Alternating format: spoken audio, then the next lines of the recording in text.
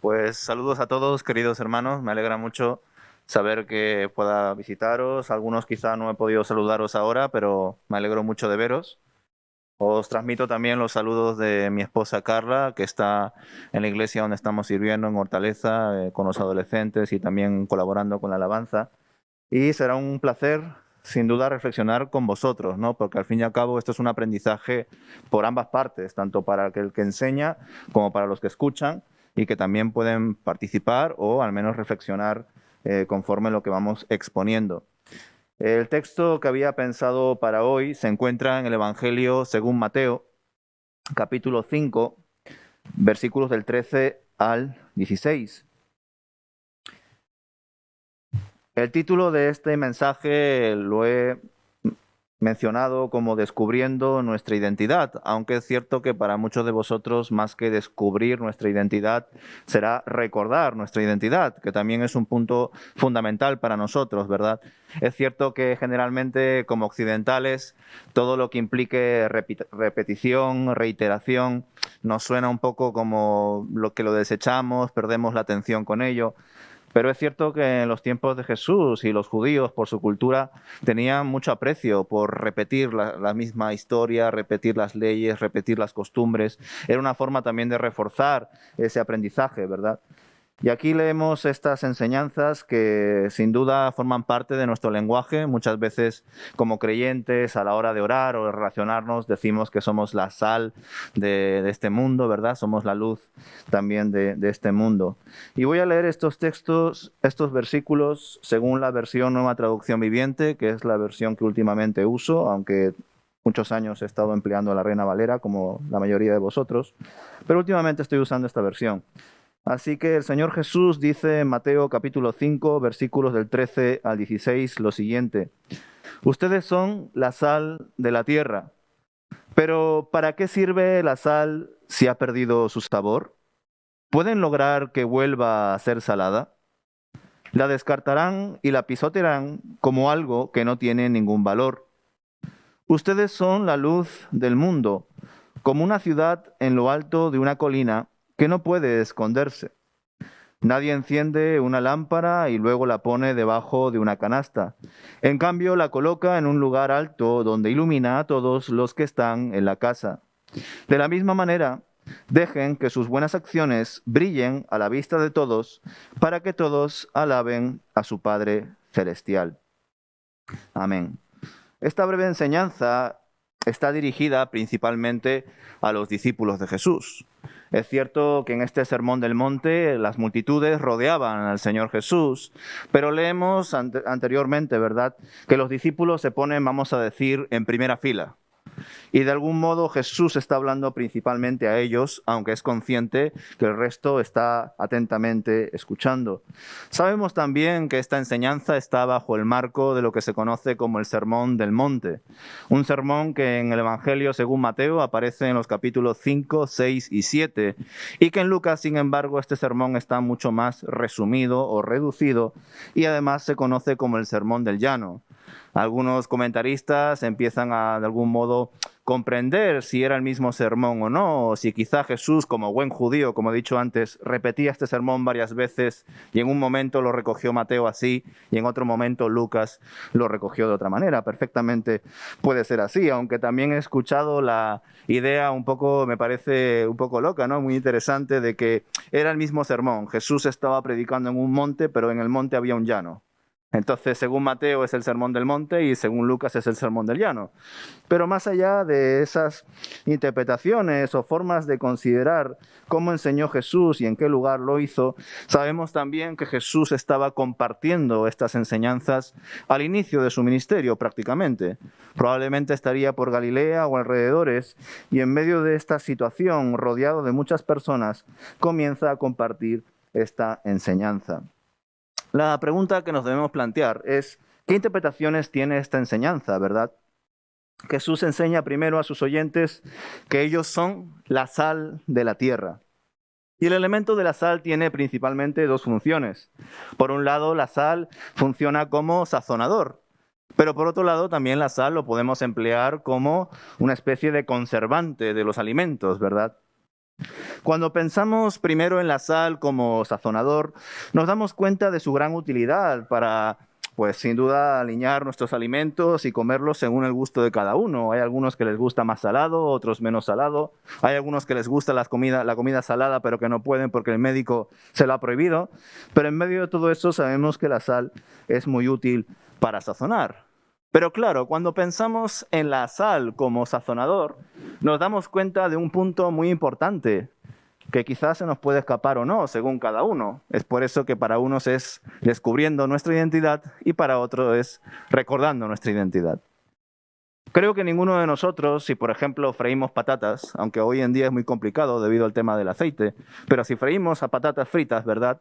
Y lo ponemos en un plato y distribuimos la sal, no vamos a echar más sal en un lado del plato y al otro lado no vamos a echar nada de sal, ¿verdad? No tendría mucho sentido hacer eso. Yo tengo un plato de patatas fritas y en esta esquina voy a echar un montón de sal y en la otra no voy a echar absolutamente nada. No tendría absolutamente ningún sentido. Eso nos hace pensar que sin duda la sal debe ser bien distribuida. Y por tanto, si Jesús está enseñando a sus discípulos y también comentándoselo a las multitudes, vosotros sois la sal del mundo, les está enseñando que vosotros, como sazonadores, debéis distribuiros por todo el mundo. Porque no tendría sentido concentrar la sal en una parte de este hipotético plato del mundo. Hay que ponerlo en todas partes, ¿verdad? Hay que distribuirlo de la mejor manera. Y desde luego, al considerar la sal como sazonador, nos surgen preguntas que luego ya reflexionaremos en ello en el tiempo de la aplicación a nuestra actualidad y a nuestro contexto. ¿Estamos bien esparcidos en este simbólico plato del mundo como creyentes, como personas que somos sal del mundo? ¿O quizá estamos más concentrados en algunos lugares que en otros? O peor aún, ¿estamos guardados en un salero sin casi ninguna utilidad? Son preguntas que surgen al pensar si nosotros somos la sal del mundo, como sazonador. La otra función, como he comentado antes, es la sal como conservante. Nos damos cuenta de su gran utilidad para guardar ciertos alimentos durante grandes periodos de tiempo y que era fundamental en los tiempos antiguos. Evidentemente, en los tiempos de Jesús no existían como hoy en día ultracongeladores, materiales o recipientes herméticos, ni tampoco envasadores al vacío o estas herramientas que hoy en día disponemos, ¿verdad? En ese tiempo, una de las formas de poder preservar los alimentos era salarlo, de tal forma que podrían así impedir que se estropee. Y claro, es interesante hablar de la sal como conservante, porque sabemos que la sal es considerada un agente antibacteriano, principalmente porque la sal contrarresta las moléculas de agua del alimento, y son estas moléculas de agua las que hacen posible que este alimento se pudra y crezcan las bacterias. Por tanto, la sal tiene esa gran función que en ese tiempo era muy importante. Sin embargo, cuando leemos este texto, debemos entender que Jesús no está hablando de la sal como conservante, sino que está hablando de la sal como un elemento sazonador. Porque dice, ¿para qué sirve la sal si ha perdido su sabor? O según la Reina Valera, si se ha vuelto insípida, ¿verdad? ¿Qué sentido tendría esa sal? Aunque no sabemos hasta qué punto esto puede ser una ironía también de Jesús, que ya sabéis que a él le encanta usar estos recursos literarios.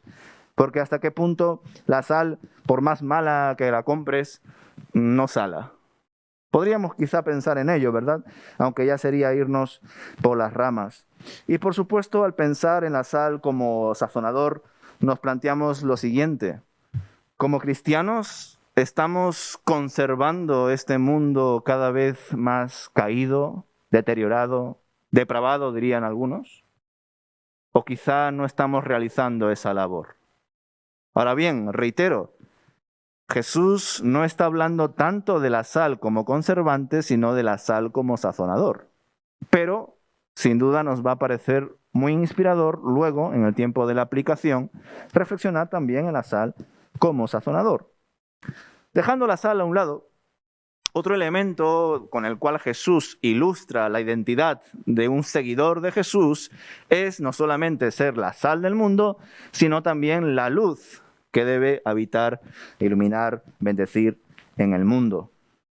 En este tiempo todavía no se había descubierto la electricidad, ¿verdad? La gente no usaba la luz como hoy en día la usamos, aunque también, pues desgraciadamente ha subido mucho últimamente, según nos cuentan las noticias, ¿verdad?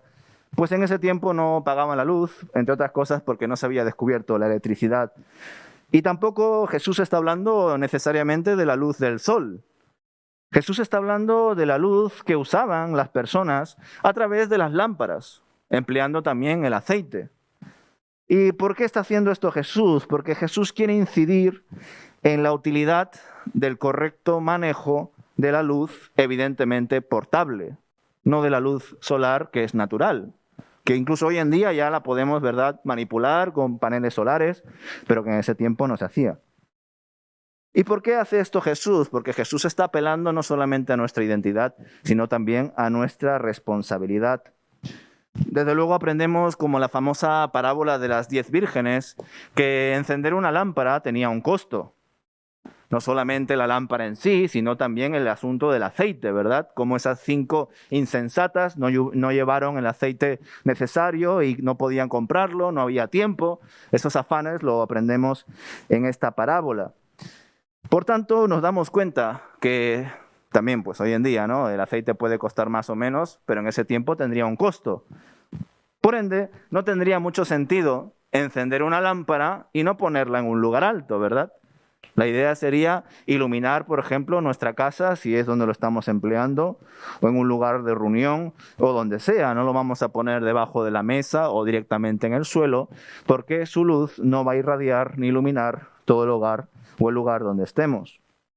Con esto, en efecto, Jesús está mostrando que los discípulos deben ser de testimonio, deben exponer sus buenas obras, no con el fin de caer en el orgullo ni la vanidad, sino más bien con el fin de anunciar a Dios a través de sus vidas, ¿verdad?, a personas que no conocen al Señor.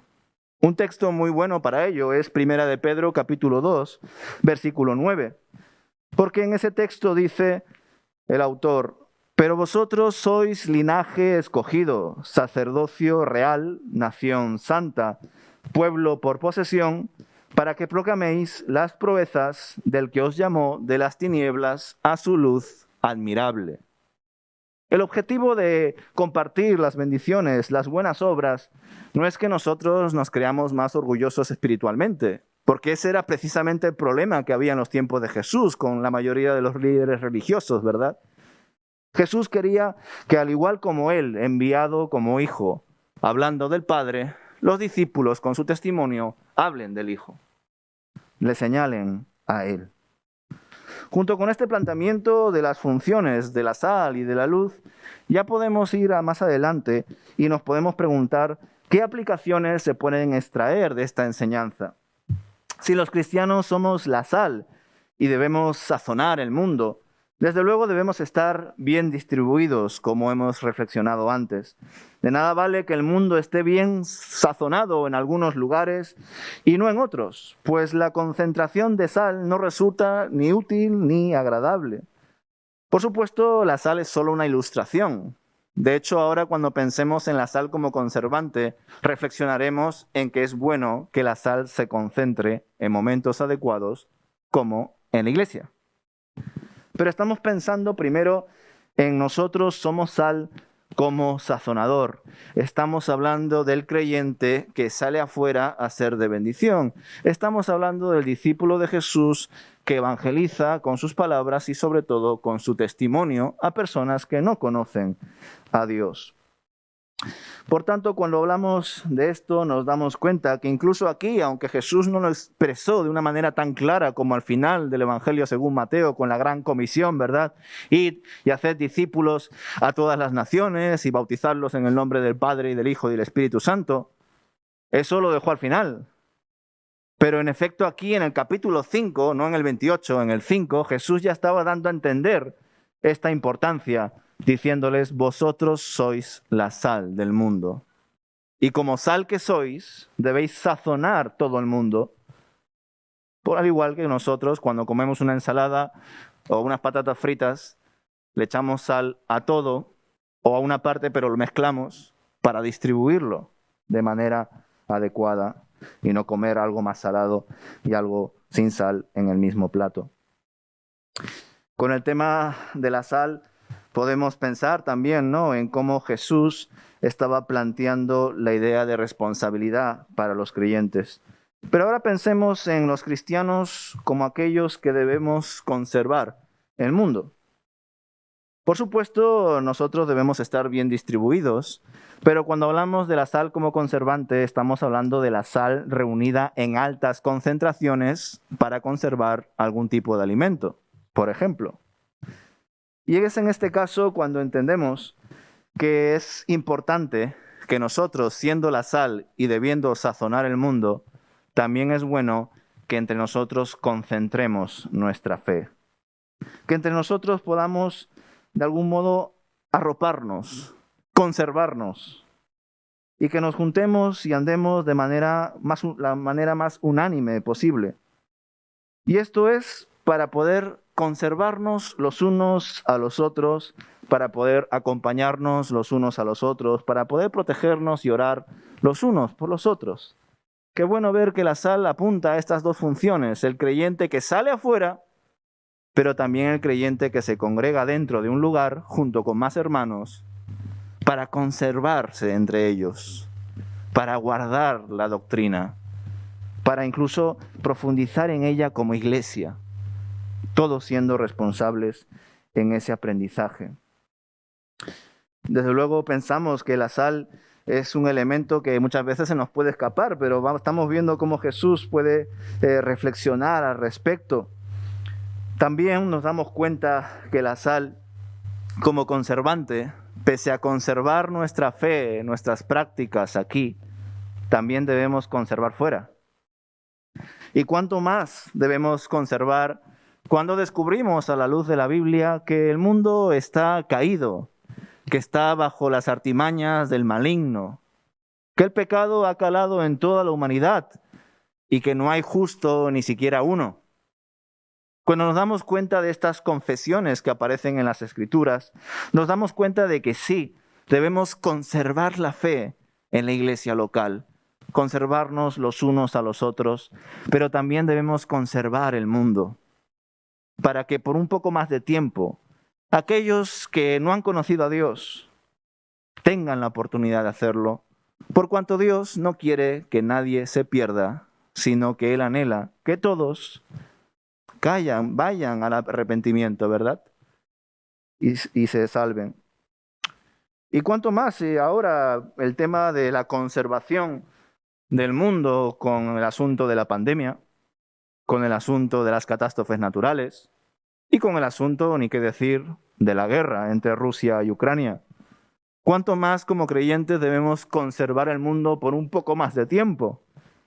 Y digo por un poco más de tiempo porque es cierto y no lo podemos ignorar, que según las Escrituras el mundo casi acabó por agua, por el diluvio. Pero según nos revela el apóstol Pedro en sus cartas, este mundo terminará por fuego, será consumido. Y hasta incluso algunos científicos están de acuerdo con la línea de que este mundo algún momento sufrirá el calentamiento global, el problema del sol, o quizá que en algún momento caiga un asteroide.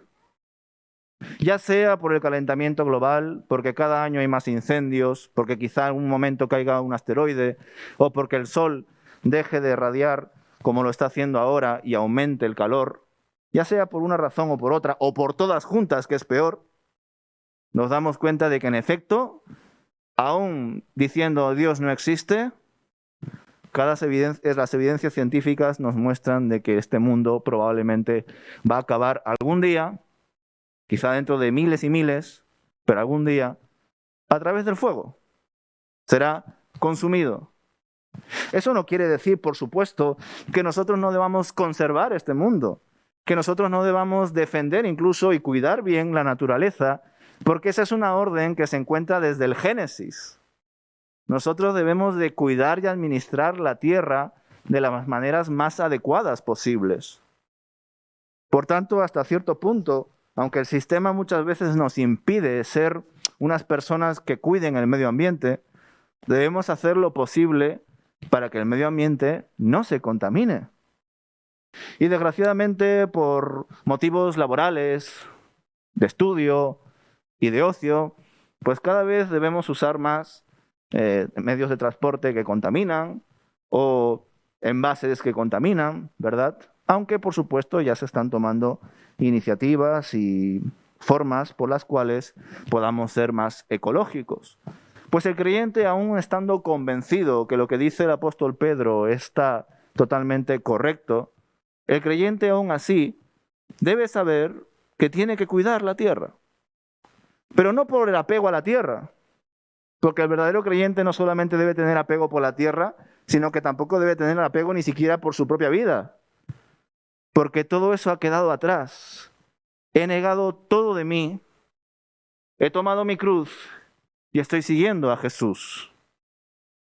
Ese desapego es absolutamente todo, pero debemos conservar este mundo porque así las personas tendrán más tiempo para conocer a aquel que es su creador y encontrar un sentido en su vida. Eso es lo verdaderamente importante. Lo demás es de paso. Nuestro cuerpo cada vez envejece y sufrimos más dolores, pero sabemos que tenemos un cuerpo en el cielo que nos está esperando para andar en eternidad con Dios. Pensando junto con todo esto, vamos a aplicar el tema de los cristianos como la luz del mundo. Y por supuesto, como luz debemos ser útiles, iluminar y estar en un punto alto, porque en un punto alto podemos, sin duda, ser más útiles e irradiar más luz en el lugar donde estemos. Desgraciadamente, algunos creyentes se han puesto tan alto que ya no son luces, son estrellas, ¿verdad? Pastores o líderes religiosos o predicadores o líderes de alabanza que están tan alto, las redes sociales les han elevado tanto y quizá también hay muchas iglesias que dicen, wow, yo quiero a este predicador o a este cantante aquí y luego allí y tal, que llega un momento en que es muy difícil, no imposible por supuesto, que esas personas no caigan en la vanidad. Y que por ser luz y ser de bendición y compartir en sus redes sociales lo que predican, cómo es su familia, las bendiciones de Dios, pues muchas veces caen en creerse ellos mismos indispensables, dioses. Por supuesto, hay personas, líderes de alabanza, predicadores, pastores, que pese a estar en un punto bien alto y ser famosos, tienen un buen testimonio y todavía no han perdido el camino. Al igual que aunque el Señor enseñe, ¿verdad?, que es más difícil que un rico entre en el reino de los cielos, eso es dificilísimo. Es más fácil que entre un camello por el ojo de una aguja. Pero no es imposible. Abraham era rico. Y entendemos que Abraham, Jacob e Isaac están en la presencia de Dios. Pero es muy difícil. Pues hoy en día, cuando reflexionamos en el asunto de ser de testimonio, ser de luz, como dice aquí, ¿no?, enseñar las buenas obras a los demás y que estas buenas acciones brillen a la vista de todos, podemos caer sin duda en la vanidad, en creernos mejores, en creernos indispensables. Y el desapego nos debe hacer reflexionar en eso, hermanos, en que todos estamos de paso. Es algo que intento enseñar también a mi iglesia. Soy joven, es cierto. Tengo mucha ilusión por hacer muchas cosas. Pero pese a ser joven, estoy de paso. Pueden pasar muchas cosas. Y por eso intento aprovechar todo el tiempo posible para que la iglesia pueda salir adelante aún no estando yo. Porque el pastor no lo es todo. Los líderes religiosos no lo son todo. Es la comunidad la encargada de salir adelante independientemente de su líder espiritual. Y la verdad que esta iglesia además lo ha aprendido muy bien porque yo empecé a servir en esta iglesia el año pasado en el mes de junio. Y a finales de julio y hasta agosto estuve ingresado en el hospital 8 días por COVID. Estuve además con oxígeno. Y en medio de esa situación, imaginaos que después, saliendo del hospital, estuve varias semanas rehabilitándome porque había perdido fuerzas. Nada más bajar en ascensor, evidentemente, y sacar la basura era para mí un esfuerzo extraordinario, porque había estado 8 días en cama. Entonces, claro, la iglesia durante todas esas semanas, entre ellos, tuvieron que seguir adelante, evidentemente. Y sí, los pastores son humanos, se pueden equivocar, se pueden enfermar, se pueden fallecer, tener un accidente, se pueden ir. Pueden pasar muchos asuntos y es por eso que aunque debemos ser de bendición para todos, también debemos comprender que entre nosotros debemos trabajar como iglesia, que la luz es algo relacionado a todos los creyentes, a todos los discípulos de Jesús y no solamente a unos cuantos escogidos. Por tanto, cuando pensamos en que somos llamados a ser luz, evidentemente somos llamados a ser luz en tiempos de oscuridad. Desde luego, al pensar en el asunto de la luz, debemos entender que así como la lámpara evidentemente no se encendía cuando era de día, nosotros también tenemos agentes y recursos que ayudan a nuestra iluminación. La principal, el Espíritu Santo de Dios. Pero también recursos, hermanos, iglesias, que nos ayudan a iluminar a otras personas, a ser de bendición a otras personas. Y sería absurdo creerme superior o mejor y no tener en cuenta que esos recursos existen, al igual que sería absurdo encender una lámpara cuando es de día, ¿verdad? Pues sí, tenemos la luz natural que la podemos emplear, pero hay tiempos de oscuridad, hay tiempos de tempestad, de noche. Y desde luego el asunto de la oscuridad y la luz son asuntos que en la Biblia se refieren sobre todo al tema del pecado, ¿verdad? Nosotros somos los hijos de Dios, pero también existen hijos del diablo. Nosotros somos hijos de luz y hay personas que andan en tinieblas. Es cierto, así habla la palabra de Dios. Pero cuando hablamos de oscuridad, no solamente debemos pensar en la oscuridad de personas que andan a espaldas de Dios, que viven en pecado, que no son conscientes de la existencia del Señor y que no tienen una relación con Él. Porque la oscuridad no solamente se refiere a esto, ¿verdad? A algo malo, algo pecaminoso, sino que muchas veces la oscuridad de una comunidad, de una iglesia, de una persona, pueden ser situaciones difíciles, vivir en soledad, tener miedos, heridas abiertas del pasado, traumas. Eso también forma parte de la oscuridad de una iglesia, de una comunidad, de un país como Ucrania, o de una persona que está pasando por una situación difícil quizá en su familia. Y en esos tiempos de oscuridad para esa persona, para esa iglesia, para esa comunidad o para ese país como Ucrania, es cuando la luz, es decir, los hijos de Dios, deben estar irradiando y mostrando el amor de Dios.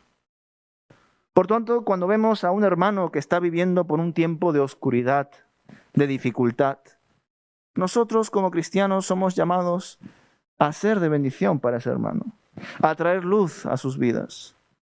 Y si una iglesia está pasando por un tiempo de restauración y de transición, en la medida de lo posible y con mucho amor y respeto, pues otros hermanos y otras iglesias también pueden ayudar a través de la oración, escribir, una llamada, una visita, porque nadie es mejor ni peor que otro.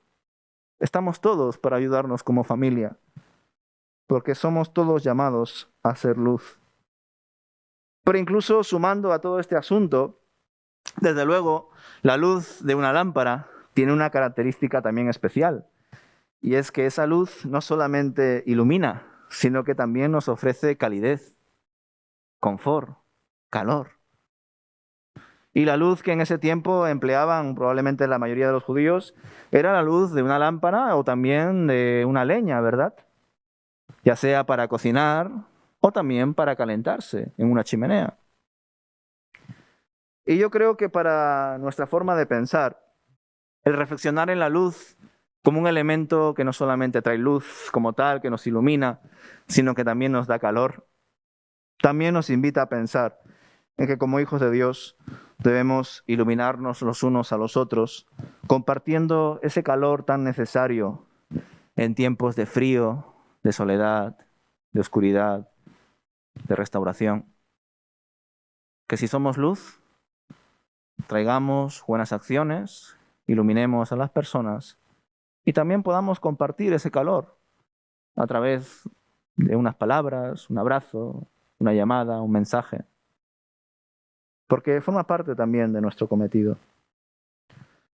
Y ya por último, la última pregunta que nos podemos plantear con estas simples enseñanzas de que somos la sal y la luz del mundo. ¿Qué desafíos presenta a los cristianos este texto?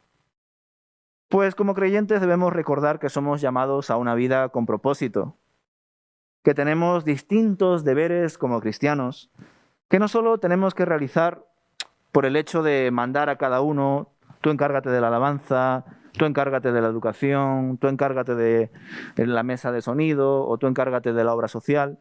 No consiste solamente en delegar funciones en la iglesia, sino en entender que todas esas funciones, ministerios, dan sentido a nuestra vida como creyentes. Fijaos, muchas personas allá afuera que no conocen a Dios no encuentran el sentido a sus vidas. Nosotros somos conscientes de que nuestra antigua vida la hemos perdido, hemos muerto. Ahora tenemos una nueva vida. Y al obtener una nueva vida, estamos en una situación paralela a las personas que están afuera, que no conocen a Dios y que están buscando un sentido a sus vidas. Pues nosotros como creyentes también debemos buscar un sentido a nuestras vidas, porque somos conscientes además que la anterior la hemos perdido. Ahora bien, es cierto que existe la promesa de que esta nueva vida no la perderemos. Entre otras cosas porque Dios no pierde absolutamente nada. Estamos en las manos de Dios descansando y nuestra salvación es segura en Él. Pero debemos profundizar en el propósito de esa nueva vida, por supuesto. Y el entender que podemos expresar nuestro crecimiento y nuestro aprendizaje de la palabra de Dios a través de los ministerios, a través de la obra social, a través de tantas áreas que podemos trabajar, es algo que sin duda va a aportar identidad, crecimiento y aprendizaje. Saber quiénes somos en el Señor nos otorga muchísima paz, porque el conocimiento de nuestra identidad determina los caminos por donde debemos andar. Si el Señor nos enseña que somos la sal y la luz del mundo, aunque parezcan elementos muy sencillos, debemos profundizar en ellos, reflexionar en estos conceptos. Y quizá para varios de vosotros no he dicho absolutamente nada nuevo. No pasa nada, porque debemos recordar que según lo que nos enseña la palabra de Dios, reflexionar en las mismas enseñanzas del Señor es bueno porque somos generalmente olvidadizos. O podemos llegar a caer a ser oidores de la palabra de Dios y no hacedores de la palabra de Dios. Por eso para algunos será descubriendo nuestra identidad, para otros será recordando nuestra identidad, con el fin de que todos juntos estemos yendo adelante a nuestra meta. Seamos una comunidad sazonadora, bien distribuida. También una comunidad conservante, donde entre nosotros podamos aportar, ¿verdad?, esa compañía y ese amor tan necesario en una iglesia. Seamos una comunidad que ilumine y que también irradie ese calor confortable, apacible, que nos aporta la luz de una lámpara o de una chimenea y que tanto se necesita en tiempos de restauración, de nuevas etapas, de cambios, de guerra, de crisis económica, de pandemia, que son exactamente los tiempos donde nos encontramos ahora. Como hijos de Dios debemos estar unidos, pero también esparcidos en los momentos y espacios más oportunos, para que así mucha gente pueda conocer por un poco más de tiempo a Dios. Yo sé que cuando evaluamos las estadísticas, pues muchas veces caemos en la desazón, ¿verdad? La tristeza de decir, es que somos un 1% de creyentes evangélicos en España. o de decir, es que nuestra iglesia actualmente es muy pequeña y quizá no podemos hacer otras cosas que quisiéramos. Pero en medio de todo esto debemos entender que es el Señor quien nos está guardando, quien nos está guiando. Que la iglesia le pertenece a Dios y que nosotros somos los canales por los cuales Dios actúa. Nosotros cometemos a veces errores y a veces tenemos grandes aciertos, pero en medio de todo eso el Señor es quien nos guía, quien nos protege. Y por tanto, qué bueno saber que tenemos ese llamado a conservar, a sazonar, a iluminar, a acompañar. Que seamos personas útiles, por tanto, que no seamos una lámpara debajo de la mesa o una sal en el salero sin utilizar. Quizá incluso, y ya me estoy yendo más allá de lo que evidentemente Jesús está diciendo, quizá hay momentos en los que debamos decir, ya no seas la sal de este mundo, sino sé el arroz.